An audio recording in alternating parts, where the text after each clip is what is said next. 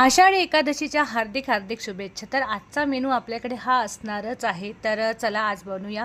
आणि आजचे मी तुम्हाला जे वडे सांगणार आहे ना, ते न फुटता न जास्त तेल पिता असे आपण बनवूया। ते इथे साबुदाणा घेतले आणि त्यामध्ये जर सगळ्यात महत्त्वाचा इन्ग्रेडियंट्स टाकायचा असेल तो म्हणजे भगर कुकरमध्ये छान आपण उकळून घ्यायची, म्हणजे आपण जसा भात लावतो त्याप्रमाणे लावा आणि त्यानंतर त्यामध्ये ॲड करा आणि त्यानंतर आपण त्यामध्ये बटाटे, चवीपुरतं मीठ हे सगळं छान एकत्रित करून मिक्स करून घ्यायचं आहे। भगर टाकल्यामुळे जास्त तेल सोकत नाही, जास्त ऑइली होत नाही आपले जे साबुदाणा वडे असतात ते, आणि खायलाही खूप छान क्रंची लागतात। तर नक्की ॲड करा।